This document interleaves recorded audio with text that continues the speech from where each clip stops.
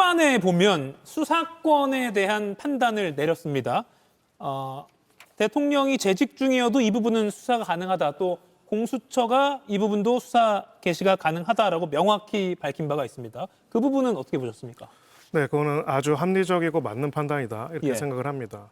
자, 우리가 이제 아까 이야기한 것처럼 수사권 논란이라는 표현들을 많이 쓰는데 수사 권한 자체가 왜 기관마다 나눠져 있는지를 생각해 보면은 이해하기가 쉽습니다.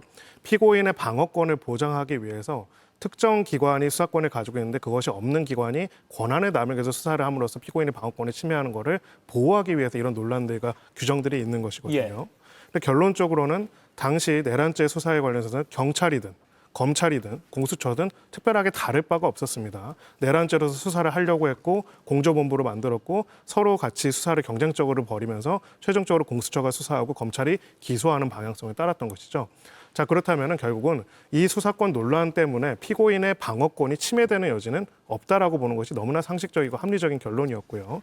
무엇보다도 이렇게 위로부터의 내란이라는 것은 직권 남용과 직접적인 관련성이 있는 그런 내란 행위일 수밖에 없기 때문에 그 부분에 있어서 직접적인 관련성을 부인할 수도 없다라는 것이 합리적인 결론이다 이렇게 생각을 합니다. 애초에 윤 전 대통령 측이 엎으려고 했던 수사 자체가 이거는 잘못된 거다라고 주장했던 그 부분을 재판부가 서두에 바로 판단을 내렸습니다. 공수처 수사 문제없다, 권한 있다라고 설명하면서 전제로 해서 쭉 판단을 내렸습니다. 그리고 이렇게 언급한 게 또 눈에 띕니다. 무엇보다 윤 전 대통령 측이 이렇게 논리를 주장하는 것 자체가 의미가 없다. 공수처 수사 증거 빼도 검찰 수사만으로도 이거 다 입증할 수 있다라는 취지로 재판부가 말했습니다. 예, 그렇습니다. 사실 뭐 그런 부분에 대해서는 사실 그 즉시 항고 구속 취소 결정을 내리면서 그에 대한 부가적인 이유로서 공수처 수사권에 대한 근본적 의문이 있는 상태에서 이를 사전에 해소하지 않으면 나중에 재심 사유가 되어서 판결이 뒤집어지는 등 여러 가지 혼란을 야기할 필요가 있다라고 얘기하면서 구속 취소를 하지 않았습니까? 사실은 그런 결정을 하고 공수처 수사권과 관련된 여러 가지 논란이 있을 때도 여러 법조인들이 지금 오늘 공수처 수사권이 인정된다라는 그런 이유들을 여러 가지 이유를 들어서 공수처 수사권에 아무런 문제가 없다라는 견해를 수차례 밝힌 바 있습니다.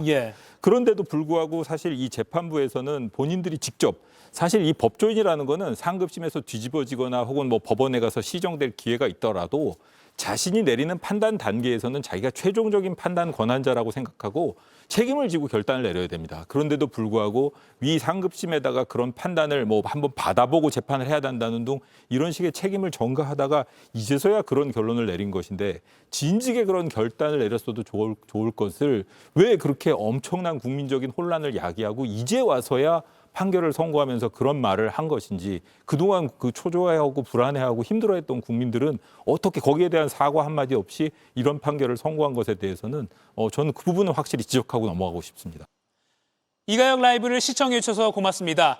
이가혁 라이브는 평일 오후 5시 TV와 유튜브로 실시간으로도 함께 하실 수 있습니다.